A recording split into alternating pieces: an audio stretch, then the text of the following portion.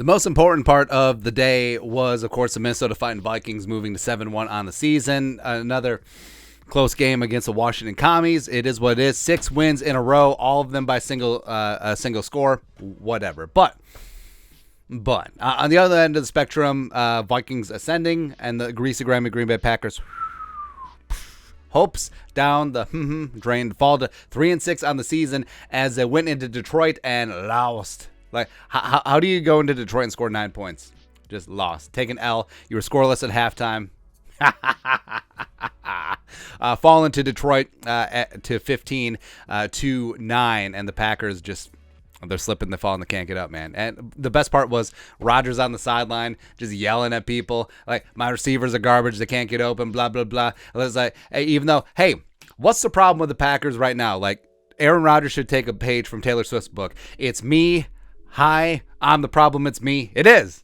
It is. And I feel like Rodgers, for a lot of years, left money on the table so that the Packers could, try and build a team. Didn't quite work, right? And I think that Rodgers is actually so petty that when he signed his extension, $50 million a year, and they lost Devontae, and then blah blah blah, they couldn't replace him. He's just like, whatever. Like, I firmly believe that Rodgers just quit week 1 against the Vikings, and ever since then it's just been beep. That's the EKG machine, man, or whatever they call it. But yeah, the Packers falling in Detroit, man. This ain't Detroit, man. This is Super Bowl. Rodgers barely completed 50% of his passes. Garbage time 291. He threw 3 interceptions, including 2 in the red zone.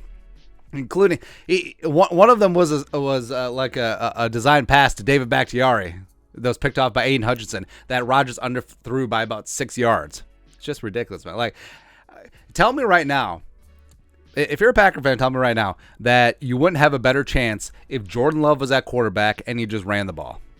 Because if you watch the way the defenses are playing, they're not scared of Rodgers. They're not scared of their receivers, and they're just stacking up against the run. That's what they're doing, man. And it goes back to the Bills game 2 weeks ago where it's like, hey, you're down 17 in the second half and you're just running the ball because guess what? You don't trust Rodgers, the alleged back-to-back NFL MVP. Hashtag not my MVP. You don't trust him to throw the ball. It's just amazing, man. And this entire season has just been, it's been, you know how when a player retires and then they have like a goodbye ceremony for the season? Well, if they announce they're going to retire before the season, it's like a goodbye tour, right? This is basically the goodbye tour to Rodgers, even though he's going to be on the Packers books for like the next 3 years, because just taking the money. Ooh, take the money and run. Of course, week 1, the Vikings just beat down the Greasy, Grimy Green Bay Packers, then losing at home to the Jets. By the way, the Jets might be pretty good. Who knows, man? And then, of course, losing at the Commies. Don't know what that's like. Woo! That's right, man. And the Vikings now expanding. 4.5 game lead in the division. It's only week 9. And also the Vikings have the head-to-head advantage over the Packers, the Bears, and now we have to say the Lions because the Lions are right there too, man. It's just beautiful, man. Like sometimes life is just fantastic. This is one of those days. This is one of those times. But let us know your thoughts and our thoughts. A Vikings fan reacts to the Packers losing to the Lions 15-9.